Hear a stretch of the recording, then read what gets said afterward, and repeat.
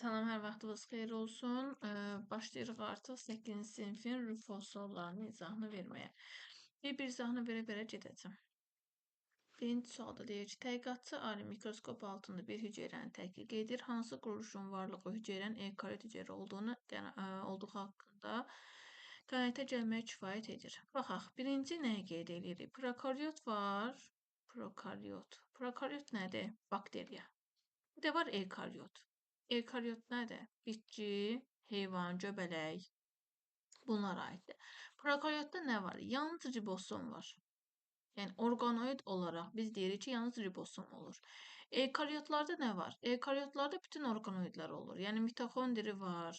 Məsələn, mitoxondri, lizosom, ribosom, Golgi kompleksi. Yəni bunların hər biri var. Endoplazmatik şəbəkə və s. Yəni eukaryotlarda bütün orqanoidlər olur, amma prokaryotlarda yalnız ribosom olur. Sonra hüceyrə divarı olur, yəni bakteriyalarda hüceyrə divarı. Plazmatik membran olur. Plazmatik membran. Bunlar olur. Ki bu hüceyrə divarda plazmatik membranda həm prokaryotlarda var, həm eukaryotlarda. Ribosomdur, həm prokaryotda var, həm eukaryotda. Fərqi yoxdur. Hər ikisində olur bu. Ribosom. İndi ribosom biz deyə bilərikmi bu ribosom varsa eukaryotda? Xeyr. Çünki ribosom prokaryotda da var, eukaryotda da. Ona görə A variantı getdi. Xromosom prokaryotda da var, eukaryotda da. Mitoxondri, baxın, mitoxondri yalnız eukaryotdadır. Prokaryotlarda heç bir orqanoid olmur. Bir dənə ribosom olur. Ona görə cavabımız nə olacaq? C variantı. Hüceyrə membranı desə, hüceyrə membranı dedim bayaqları. Plazmatik membran. Həm eukaryotda var, həm prokaryotda. Hüceyrə divarı bayaq qeyd elədik. Eukaryotda da var, prokaryotda da var. Ona görə cavabımız olacaq C variantı. İkincidə, canlı orqanizmlər haqqında verilmiş mülahizələrdən hansı səhv? Bitkilərdə sistem səviyyəsi yoxdur. Toxumalar orqanlar isə orqanizm əmələ gətirir. Baxın, orqanizm əmələ gətirmir. Orqanlar birləşib orqanlar sistemini yaradır. Biz orqanlar sistemi hansıdır? Bir var vegetativ orqanlar sistemi. Vegetativ orqanlar sistemi. Bir də var generativ orqanlar sistemi. 2 dənə orqanlar sistemi var. Artıq kökdür, gövdədir, yarpaqdır. Bu aiddir vegetativ orqanlar sisteminə. Çiçəkdir, meyvədir, toxumdur. Bu da aiddir generativ orqanlar sisteminə. Ona görə elə A variantı nədir? Səhvdir. Heterotrof qidalanma heyvanlar aləminin ümumi xüsusiyyətidir. Bəli, heterotrof yolla qidalanırlar. Baxın, indi deyə bilərsiniz, məsələn, miksotrof qidalanma da var. Miksotrof qidalanma nədir? Miksotrof. Əgər, məsələn, biz deyirik ki, bəzi canlılar var ki, yaşıl evgleynadır və biz deyirik buna volvox. Bunlar da miksotrof qidalanmadır. Həm avtotrof, həm heterotrof. Amma bu o deməkdir ki, yəni avtotrofla heterotrofun cəmidir. Yəni yenə heterotrof var burada. Sadəcə olaraq həm avtotrof, həm heterotrof birlikdə miksotrof adlanır. Bunlar da aiddir deyirik yaşıl evgleyna və volvox. Ona görə A variantı səhv olacaq. B-də düzdür. C dediyi ki, demək olar ki, bütün canlılarda hərəkət müşahidə olunur. Bəli, canlıların əsas xüsusiyyətidir hərəkət. Ona görə C-də düzdür. D-də deyir, bitki orqanizmində böyümə mühit amillərlə məhdudlaşa bilər. Bəli, yaşadığı şəraitdən asılı olaraq dəyişə bilir. Heterotrof canlılar qəbul etdikləri qida maddələrin həm enerji sintezində, həm də bədən təşkilində istifadə edə bilərlər. Bəli, həm bədənlərin qurulmasında, həm də enerji sintezində deməli istifadə edə bilərlər. 3-də aşağıdakı şəkildə soğan dəyicinin bir hissəsi mikroskop altında görünüşü verilmişdir. Bu şəkildə ölçüsü verilmiş hüceyrənin faktiki ölçüsünü müəyyən edin. Bizim bir düsturumuz var 7-ci sinif dərsliyindən. Faktiki ölçü bərabərdir şəkil ölçüsü bölünsün böyütmə dərəcəsinə. İndi bizim şəkil ölçümüz nə qədərdir? 1 sm.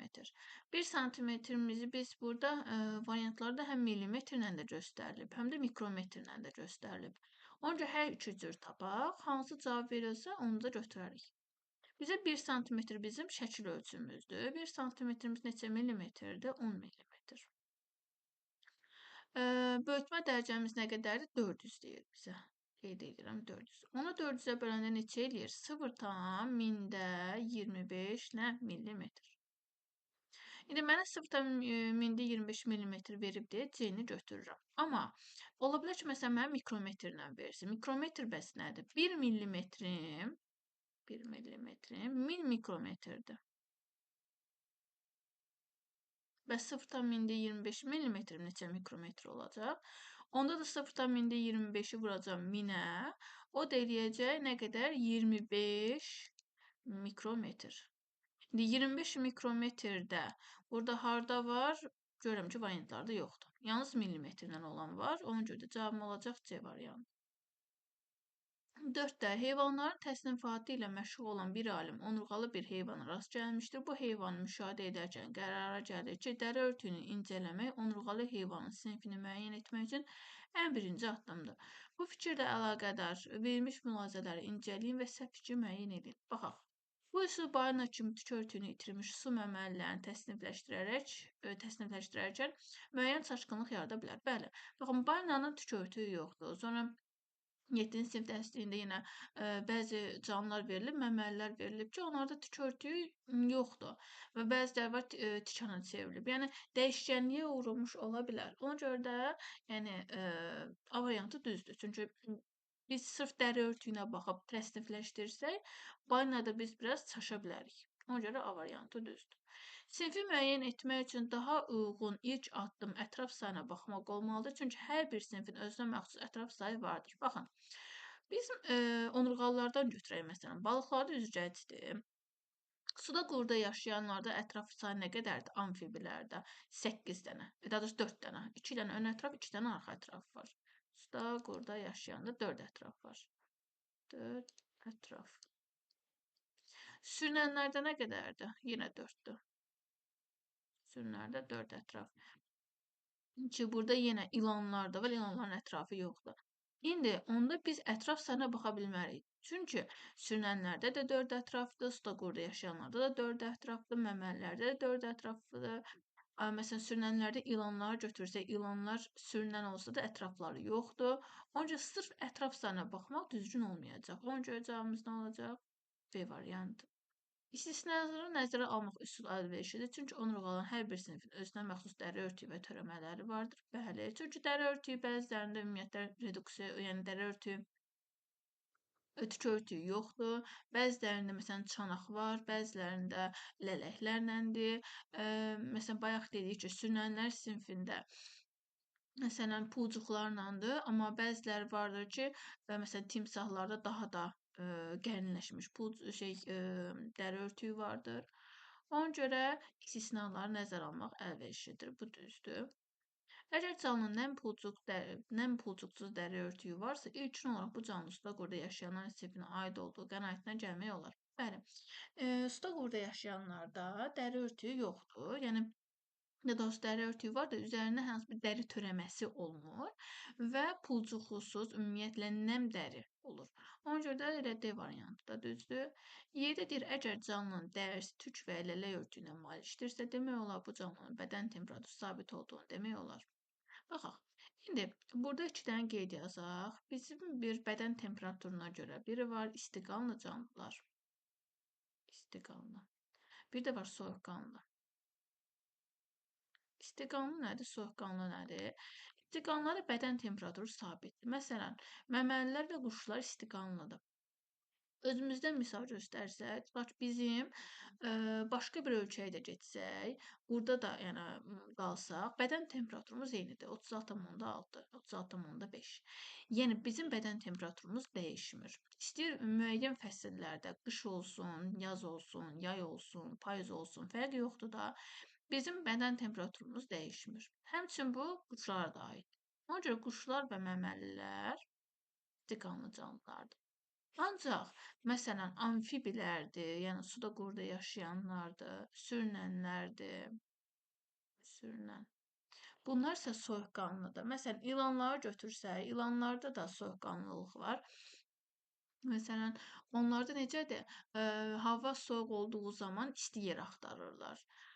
hava isti olduğu zaman aktivləşirlər. Ona görə amfibidir, sürünəndir, balıqdır. Bunların bədən temperaturu sabit deyil.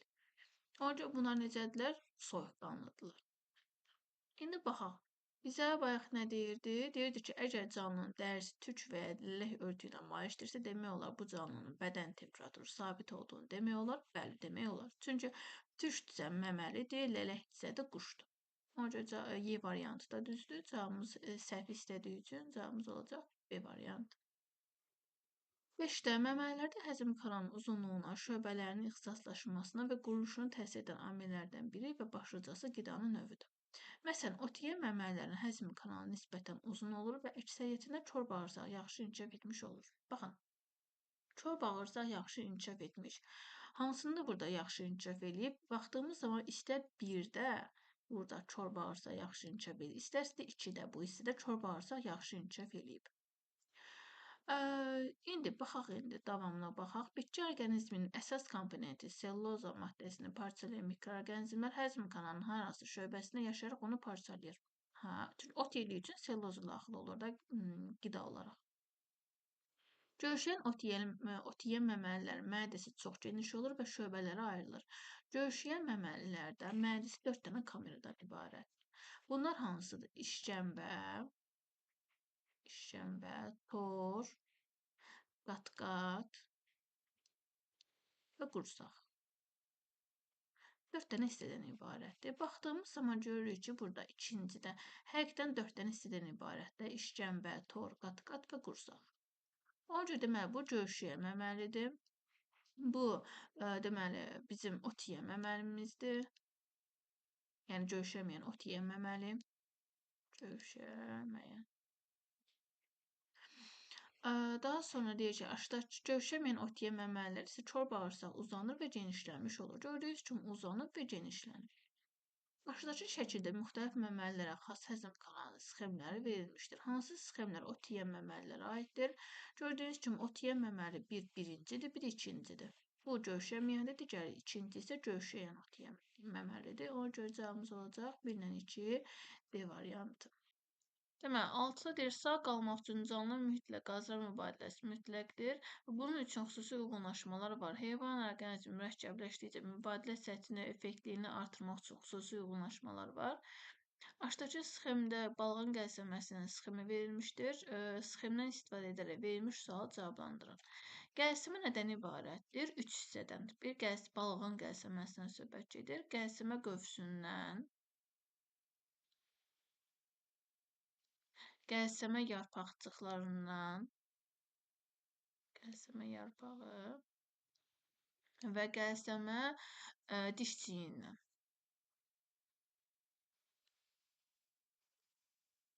Cədən ibarətdir də. Qəlsəmə qövsü, qəlsəmə yarpağı və qəlsəmə dişçiyi. Qəlsəmə deməli, qövsünün funksiyası nədir? Qəlsəmə qövsü, birinci su daxil olur qəlsəmə dişçiyindən.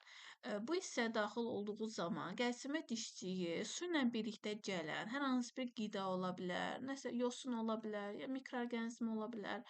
Qəlsəmə dişçiyi bunu tutub saxlayır, qoymur getsin. Qəlsəmə yarpaqlarında nə gedir? Qazlar mübadiləsi, yəni qazlar mübadiləsi əsas gedir qəlsəmə yarpaqlarında. Qəlsəmə qövsü isə həmin qəlsəmə dişçiliklərinin birləşdiyi hissədir. İndi baxaq, verilmiş uyğunlaşmalardan hansı və ya hansıları balıqlarda vardır? Baxaq. Səth sahəsinin artırılması üçün xırda mübadilə səthlərinə malik olma. Bəli, gördüyünüz kimi mübadilə səthlərinə malikdir ki, burada yəni qazlar mübadiləsi gedir də, o hissələrə malikdir. Düzdür. Daha intensiv mübadilə üçün mübadilə mühitlərində əks axın.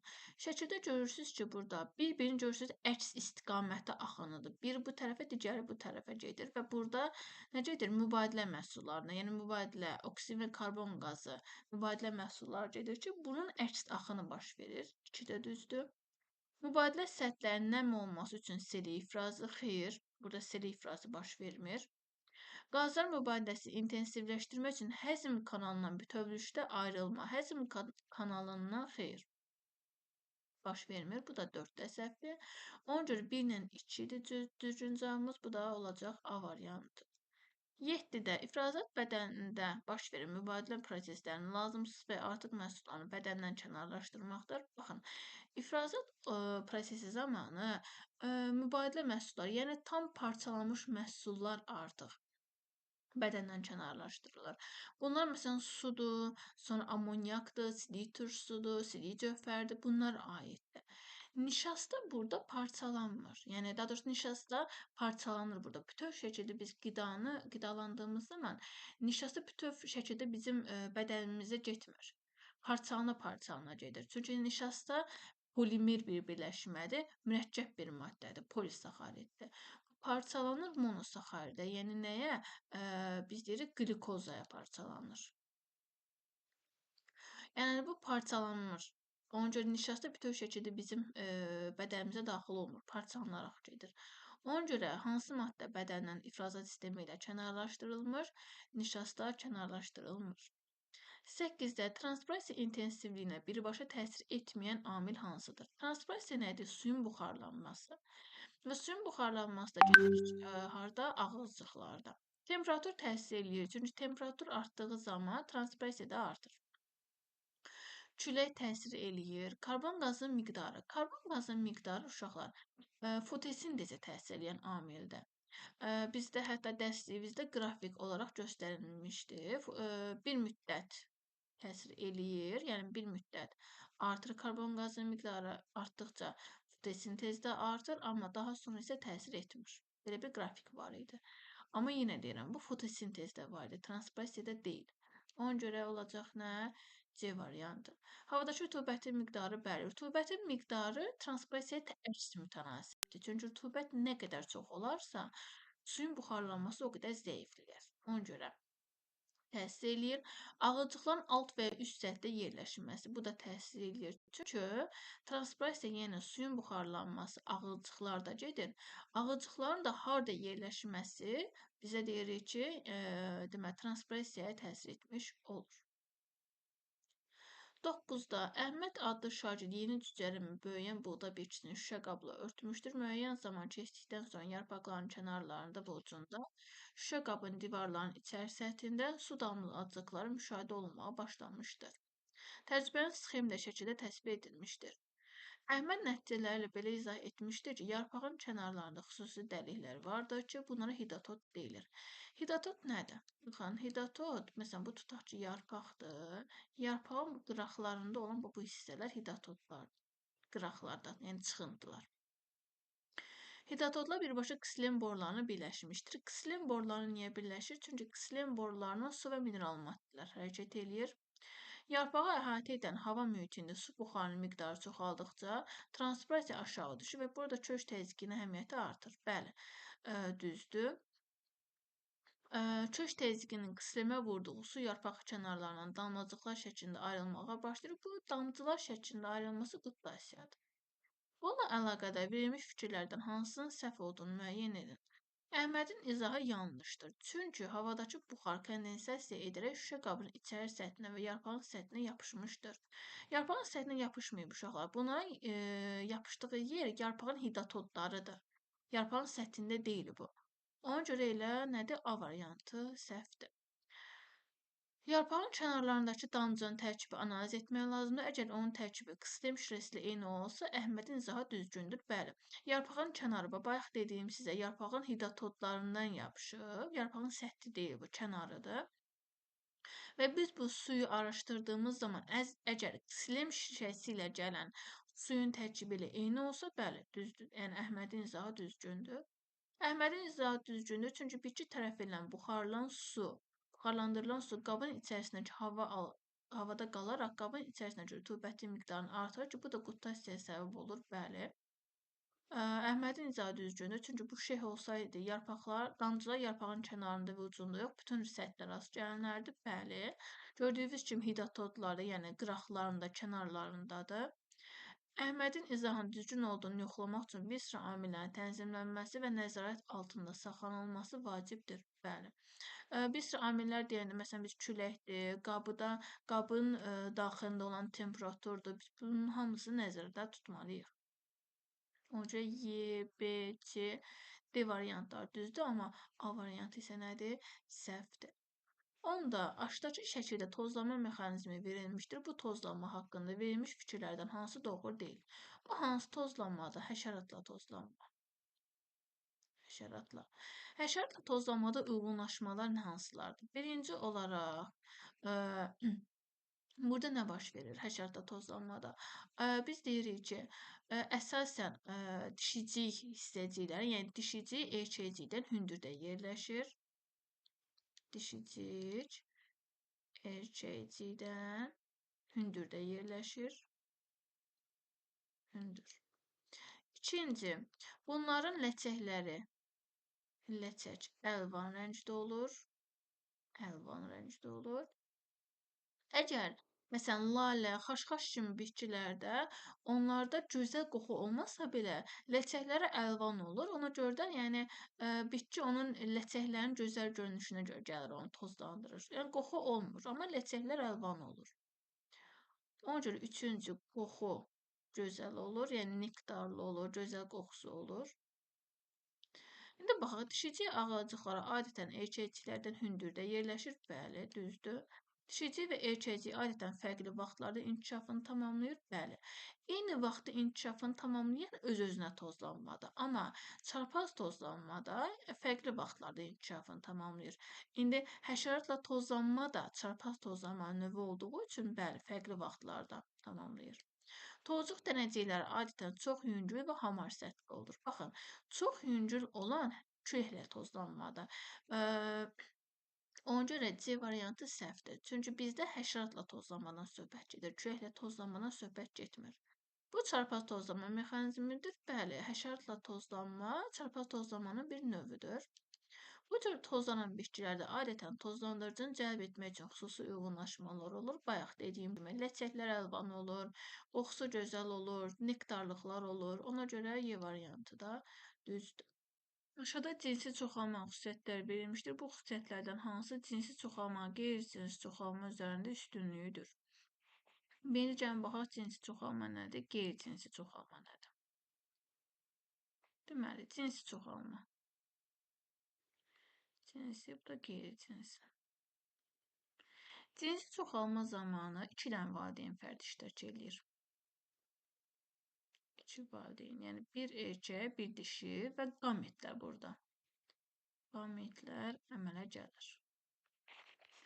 Qeyri-cinsi çoxalma zamanı isə bir dənə valideyn fərdi iştirak edir.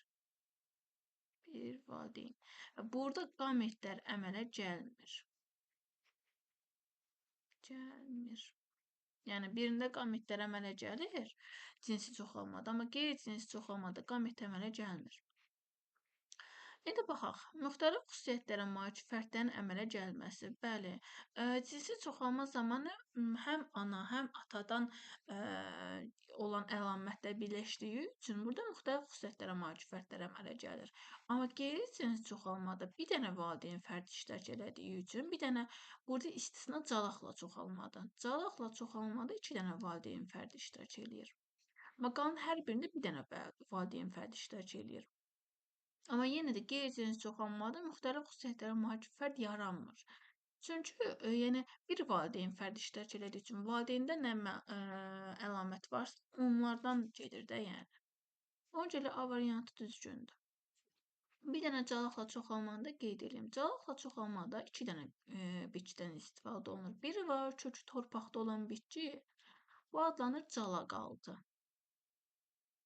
Calaq altı. Biz başqa cür buna deyirik anaç.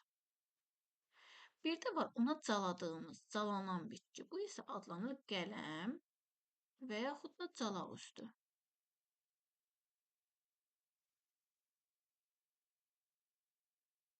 Bir dənə burada calaqla çoxalmada bu cür bir fərq olur.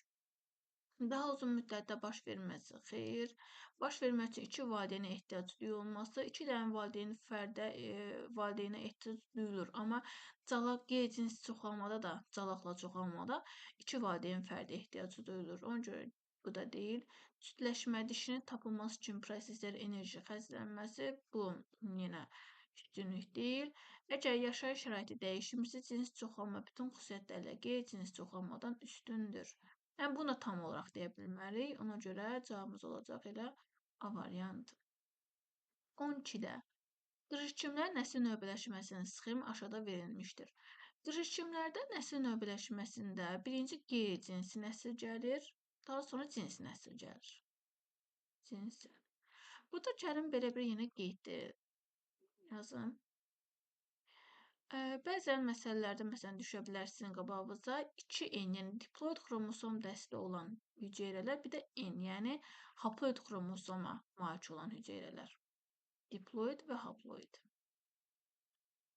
2N və N. 2N qıcıdan söhbət gedir. 2N hansında 2N olur, yəni diploid olur? Biz deyirik ziqotda, daha sonra yetkin bitki, qısaca qeyd edirəm, yetkin bitki. Yəni biz yetkin bitki dediyimiz zaman bu bitkinin əlavə köküdür, sonra kökümsov gövdədir, yarpaqdır. Bunların hər biri 2N-dir. Daha sonra başqa nəyə aid eləyə bilərik? Əsas bizə ziqotla yetkin bitkidə 2N-dir. Amma spordur, sonra protaldır, yəni cücərtidir. Protalın altında rizoid olduğu üçün rizoiddir. Gamet. Bunların hər biri haploiddir, yəni N sayda xromosoma malik olur. Amma qalanların hər biri ziqotdur, yetkin bitkidir. Bunlar 2N, yəni diploid xromosoma malik olur. Bizə deyir ki, hansı quruluş böyüyüb inkişaf edərək yetkin fərdə çevrilir? Gəlin başlayaq birinci qıcının çoxalmasından danışaq. Qıcının çoxalması zamanı gördüyünüz bu yarpağın alt hissəsində olan qonur rəngli qabarcıqlardır. Bunlar sporangilərdir və sporangilərin içərisində sporlar olur. Sporlar cücərərək neyniyir? Protallar əmələ gətirir və protal bu protaldır. Protalın altında deməli aşağıda gördüyünüz bu xəttlər, oxlar, baxın burada saçaqlı formada belə oxlar görürsünüz. Bunlar rizoidlərdir protalda və protal deməli xloroplastları olduğu üçün fotosintez edə bilir. Protalın altında erkək cinsiyyət orqanı antiridi və dişi cinsiyyət orqanı arxeqoni əmələ gəlir və mayalanaraq rüşemli protal əmələ gətirir və rüşemli protaldan da yetkin bitki inkişaf edir. İndi bizə nə deyir? Hansı quruluş böyüyüb inkişaf edərək yetkin fərdə çevrilir? Hansıdır bu? Təbii ki, rüşemli protaldır. Rüşemli protal böyüyür və nə yaradır? Yetkin fərdi, yəni qıcını yaratmış olur. Ona görə cavabımız olacaq 4, yəni D variantı. 13-də aşağıdakı fəndlərdən hansında verilmiş canlı qarşısında presizi yerinə yetirə bilmir? Bakteriya ribosomla zülosintez etmir. Bakteriyanın ribosomu olduğu üçün bəli, zülosintez eləyir. Bizə yerini yetirə bilmir, istəyir. Siyanobakteriya xlorofilin köməyi ilə qlikozu sintez etmək. Göy yaşıl yosunlarda xlorofil olur və qlikozu sintez edir. Düzdür. Bitki mitoxondri ilə tənəffüs etmək. Mitoxondrinin funksiyası onsuz tənəffüsdür, ona görə düzdür. Göbələk qeyri-üzvü maddələrin üzvü maddə sintez etmək. Baxın, göbələk heterotrof yolla qidalanır. Heterotrof yolla qidalandığı üçün qeyri-üzvü maddənin üzvü maddə sintez etmir. Ona görə D variantı səhvdir. Virus informasiya daşımaq. Baxın, DNT tərkibli viruslar olur. DNT tərkibli viruslar olduğu üçün, məsələn, bakteriofag virusudur, DNT tərkiblidir. Ona görə irsi informasiyanı daşıyır. DNT-də irsi informasiyalar olur deyə, bəli, daşıyır. Ona görə Y-də düzdür. 14-də əlimizdə 4 bitki vardır və onların xüsusiyyətləri aşağıdakı kimidir. P bitkisinin yarpaqları torbayı damarlanmışdır. Torbayı damarlanma ikiləpəli bitkilərdə olur. İkiləpəlilərdə. Amma birləpəlilərdə isə olur paralel damarlanma. Birləpəlidə nədir? Paralel. Birləpəlilərə nələr aiddir? Birləpəlilərə aid bir taxıl bitkiləri, bir də zambaqlar. Taxılları məsələn buğdadır, arpadır, çovdardır, qarğıdalıdır, darıdır. Bunlar birləpəlidir. Zambaqları da çəndir, soğandır, sarımsaqdır, zambaqdır, lalədir. Bunların hamısı birləpəlidir. İndi ikiləpəli olan hansıdır? P bitkimiz ikiləpəlidir. Burada da baxıram ki, C, D, Y, daha doğrusu Y-də yoxdur, C ilə D-də P yoxdur. Ona görə C ilə D variantı gedir. Növbəti baxaq. Q bitkisi, yəni Q bitkisi saçaqlı kök sisteminə malikdir. Yenə baxaq, iki ləpəli bitkilərdə mi kök sistemidir. Amma birləpəlilərdə isə saçaqlı kök sistemidir. İndi bizə əgər deyirsə saçaqlı kök sisteminə malikdir, deməli bu nədir? Birləpəlidir. Birləpəliyə Q olmalıdır. Q birləpəlidə A variantında yoxdur. Bir B-də var, bir də Y-də var. İndi baxaq. R bitkisi çol bitkisidir. Gövdəsində kombiqatı var. Kombiqatı varsa, baxın, birləpəli bitkilərdə, taxıllarda, onlarda gövdəsinin içərisi boş olur. Gövdəsinin içərisi boş olduğu üçün də bunlarda kombiqatı olmur. Yəni onların bölünməsi kombidə olan hüceyrələrin bölünməsi hesabına getmir. Onlarda interkalyar böyümə gedir. Interkalyar böyümədə nədir? Bitkinin gövdəsində buğumarasının, məsələn, bu bitkinin deyək, gövdəsidir, bu budağıdır. Biz buğumarasında nə demişdik? İki buğumun arasında olan məsafə. Məsələn, bir bu buğumu götürün, bir bu buğumu götürək. Bu ikisinin arasında olan məsafə buğum arasıdır. Buğum arasında olan xüsusi hüceyrələr olur. O həmin hüceyrələrin bölünüb böyüməsi hesabına bitki böyüyür. Yəni interkalyar böyümə budur. Və interkalyar böyümədə baş verir taxıllarda, yəni birləpəlilərdə. Ona görə deməli R da nədir? Birləpəlidir. Q ilə R birləpəlidirsə, onda daha doğrusu kombiqatı varsa, deməli bu ikiləpəlidir. R onda ikiləpəlidirsə, deməli P ilə R ikiləpəlidir. Cavabımız olacaq, deməli B variantı düzgün gəlir. İndi gedək baxaq. S bitkisinin toxumunda ehtiyat qida maddəsi endospermlə yanaşı rüşemin bəzi hissələrində də toplanır. Baxın, endospermlə yanaşı rüşemin bəzi hissələrində toplanırsa, biz buna hansı bitkilər deyə bilərik? Məsələn, üçrəng bənövşə və qaymaq çiçəyi. Onlarda endospermlə yanaşı rüşemin bəzi hissələrində də toplanırdı. Ona görə onlar da ikiləpəli olduğu üçün, deməli, PRS üçü də ikiləpəlidir. Bir dənə Q, yəni Q bitkisi isə nədir? Birləpəlidir. Ona görə cavabımız olacaq B variantı. 15-də aşağıdakı şəkildə bəzi onurğalı heyvanların ürəyinin sxemi, quruluş sxemləri verilmişdir. Bu nəyin quruluş ürəyidir? Balığın. Balıq. Bir mədəciyi var, bir dənə də qulaqçığı var. Ona görə balıqdır. Burada deməli nədir? Yarımçıq, daha doğrusu bütöv arıkəsmə yoxdur. Bir dənə mədəcik var. Deməli bu nədir? Amfibidir.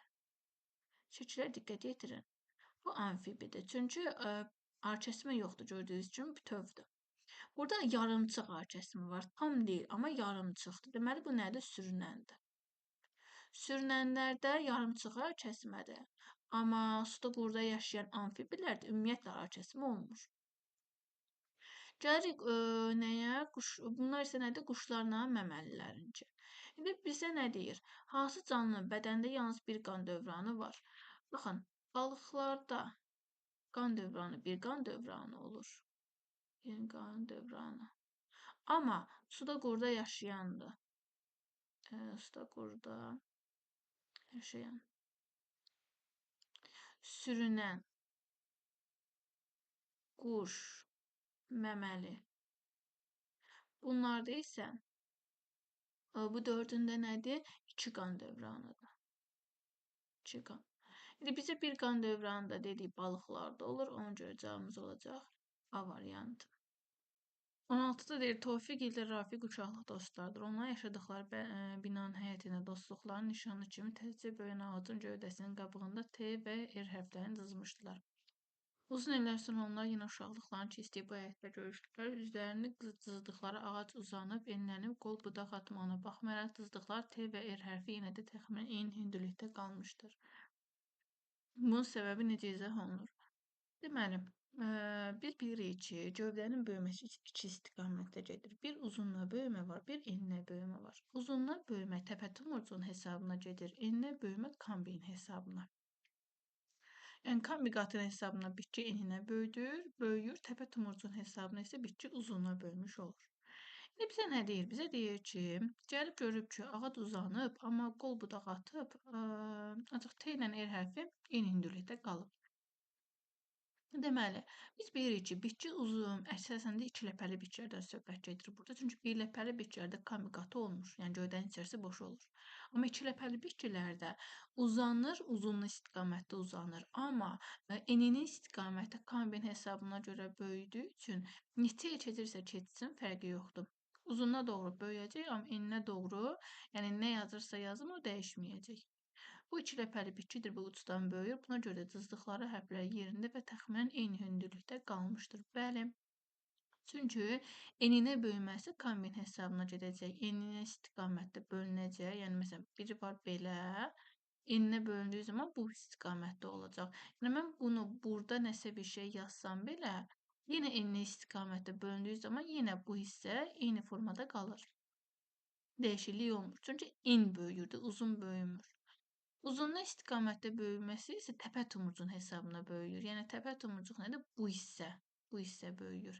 Yəni bitki kökündən aşağıdan böyümür, yuxarıdan başlayır boyatmağa, buradan boyatır. Ona görə nə edir? Deməli, en dəyişmir, uzunluq da uc istiqamətdən böyüyür. Ona görə cavab olacaq A variantı. 17-də fayda lobya toxumunun cücərməsi zamanı baş verən kütlə dəyişməsini qeyd etmiş və nəticələri aşağıdakı qrafik kimi vermişdir. Fotosintez intensivliyinin tənəffüs intensivliyindən daha çox olmağa başladığı günü seçin.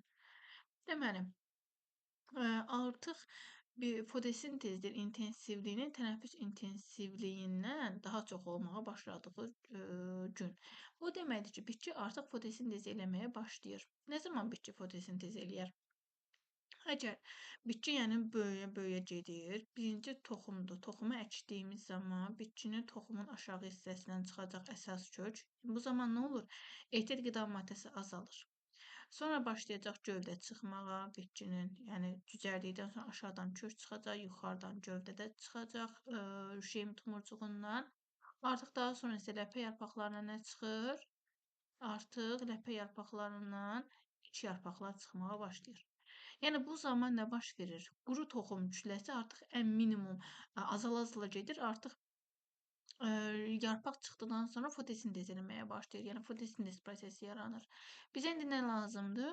Quru kütləsinin ən minimum olduğu hissə lazımdır ki, artıq oradan etibarən başlayacaq fotosintez eləməyə və fotosintez intensivliyi də tənəffüs intensivliyindən daha çox olacaq.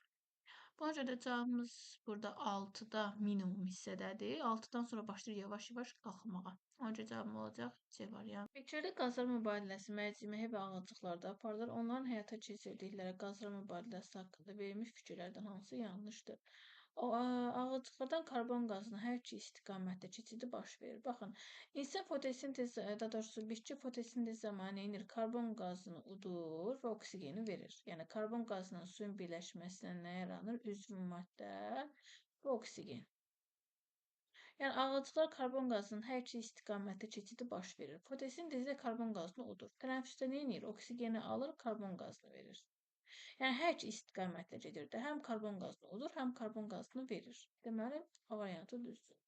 B-də deyir, ağaclıqlardan oksigen hər iki istiqamətdə keçidi baş verir. Yenə eyni formatda oksigeni yaradır. Oksigeni verir havaya.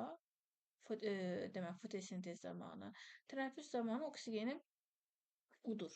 Ona görə hər iki istiqamətdə gedir, bəli.